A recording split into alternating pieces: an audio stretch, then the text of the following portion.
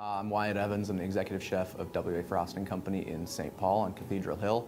As far as how I got into cooking, I never went to school. This is sort of all I've done, all I've gotten a paycheck for.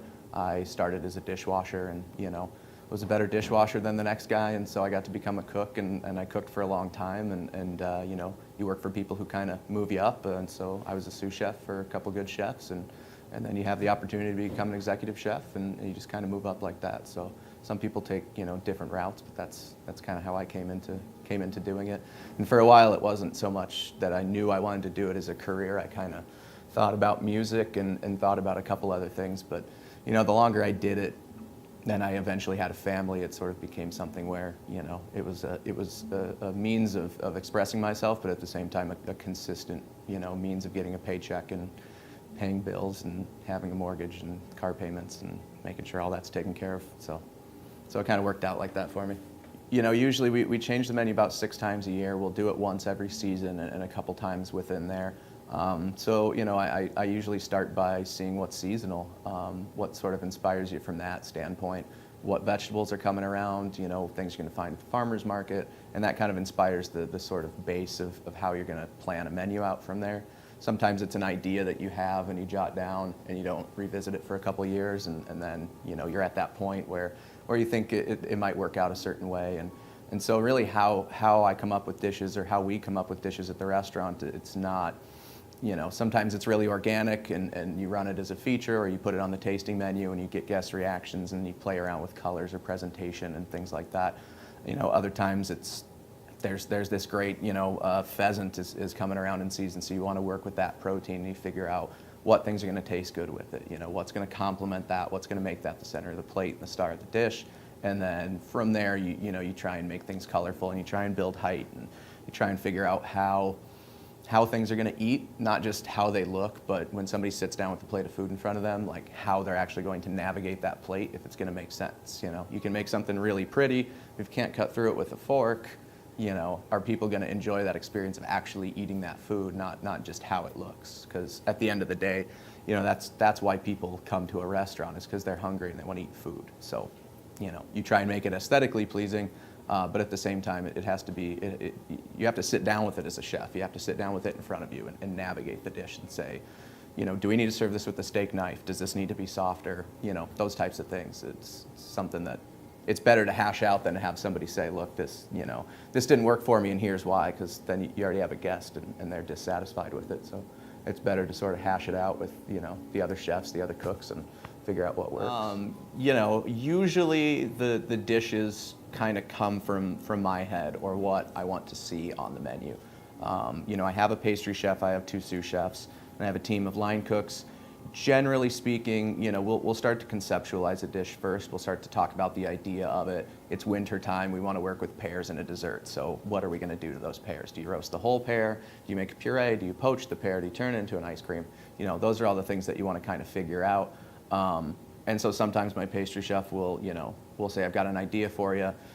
I just want to put the plate in front of you and get your reaction. So, she'll put that down and then we taste it. And what do we like? Is it colorful? Are the textures nice? Those kind of things you figure out. And sometimes you say, I like everything but this one thing. So let's figure out how to make this one thing better. The idea is good.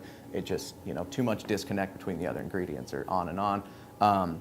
And I do really like to have an opportunity to sit down with my chefs and get their feedback. And I do that for a couple different reasons.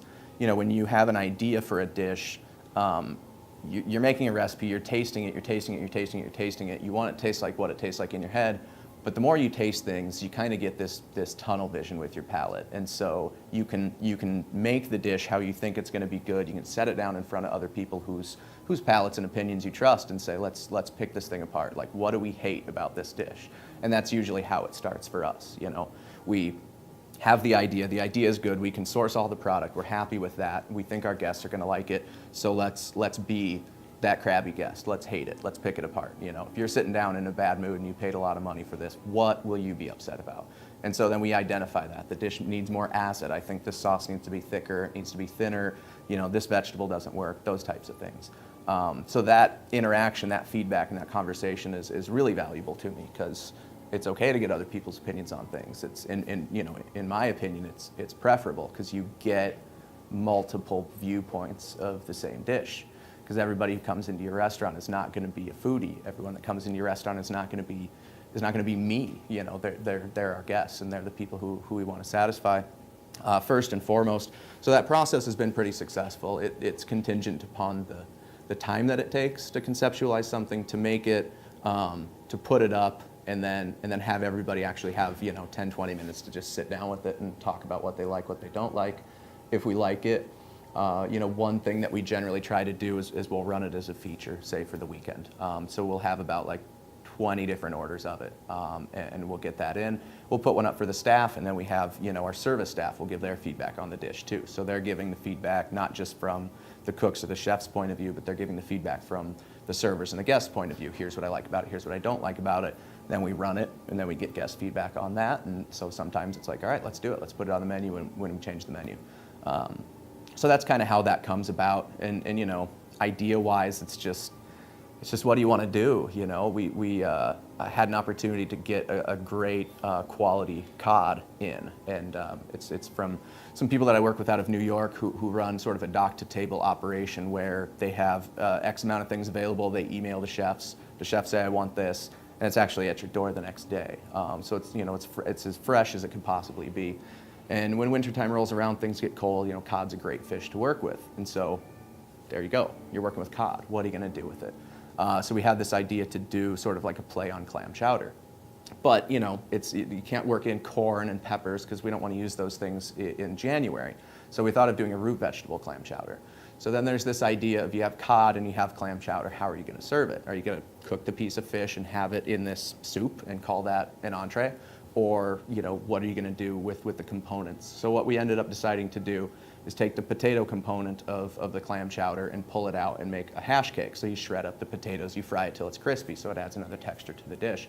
And then instead of having vegetables sort of covered by this thicker type of a cream sauce, we pull the vegetables out, we cook them separately, we blanch them so they've got a lot of color. You've got rutabagas, you've got celery, you've got carrots, a lot of color there. You don't want to like pour a sauce over that and cover that up. So then we made a sauce that's kind of the idea of a clam chowder, utilizing a root vegetable, an underutilized root vegetable called parsley root. So we make this nice white clam chowder inspired sauce using a root vegetable. We garnish it with a small dice of root vegetables, and then we serve it on top of a potato hash cake. So you've got color in there, the flavors all worked, and then you've got a little bit of textural component because we keep the skin on the cod, and you've got this crispy hash cake too that you can kind of, it's not like soft on soft on soft on soft. There's texture that it makes it interesting. And then what do you do with the clams? It's the clam juice and the sauce isn't really pulling it through. So you take a couple of clams and we grill them, and then we serve the clams and the shell off to the side. So there you go. Cod, root vegetable clam chowder, little neck clams, potato parmesan hash cake. There's a dish. And then sometimes things work better as a course on a tasting menu. And generally when I'm putting together a tasting menu, the idea is that each course is going to play off the other courses. You don't want to have 7-course tasting menu and everything's sort of really similar texturally or in terms of it's all sweet or it's all super savory or it's all sour. You really want to sort of take the diner on this kind of journey of things that are playing off one another. And so that's what we do. Sometimes we cross-utilize dishes that are on the menu, present them differently, do them in smaller portions. Sometimes we like to do things that aren't on the menu at all, and that's a way to test out ideas too, to see if people are down for it, if it works. Sometimes things just need to live as a tasting menu course. They don't want to be pulled out and worked as a starter or worked as an entree.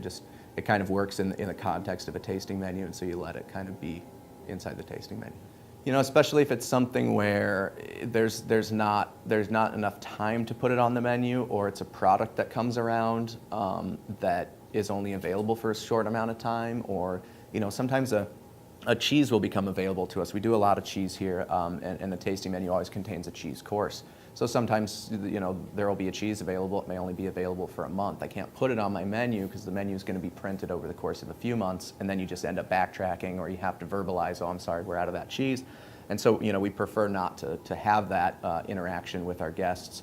And so we'll put it on the tasting menu. It's a great outlet for it, and it's something too where a guest sits down with the dinner menu. They don't see that cheese on the dinner menu, but it's on the tasting menu. So maybe it inspires them to opt for that dining experience that night. Other times it's it's a way to do things that maybe you don't think if it were on a menu that it would fly, that people would sit down and read those descriptions and say, yeah, I think I'm going to order that. But if it's worked into a tasting menu, people may find it interesting enough that it might be other courses that they're more excited about, but that they want that experience. And so it's an opportunity to do that too, where you maybe don't think that someone would sit down and sell it or eat it rather, or you also don't think that it would be ordered consistently enough to justify bringing in the product. So you run it on the tasting menu, you kind of see where it goes from there. Generally, if somebody's going to order a tasting menu, they're a little more adventurous of a diner than somebody who comes into the bar and they're interested in having a burger and a beer. So a lot of times people will bite on those types of things. It's a way that we sort of roll out new desserts, probably more than any other aspect of the menu. I've found that putting a dessert on the tasting menu, it seems to sell better. If we verbalize a dessert feature, we don't tend to sell as many. Why that is, I can't really say. But so if we have a good idea and we think it's going to be a cool dessert and we're not ready to change the menu just yet and put it on there, we'll run it as a tasting dessert and kind of see where people go from there. And some of the desserts that are on our menu right now sort of started like that.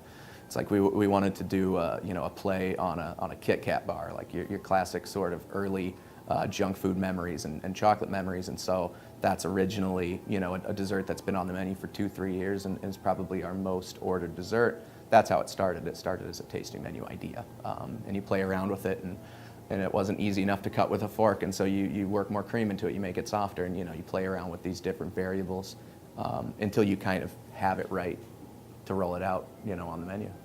So but the tasting menu is cool. It's really an opportunity to not necessarily put every aspect of flavor into one dish, because if someone comes in and they order an entree, you want it to have some sweet, you want it to have some salty, some bitter, some sour, and have that balance. And you can kind of play that a little looser in a tasting menu. You can have a dish that is maybe a little more savory, and then the dish that follows it up has a lot more acid, and so it's this sort of like dish by dish way to let people have a different kind of experience.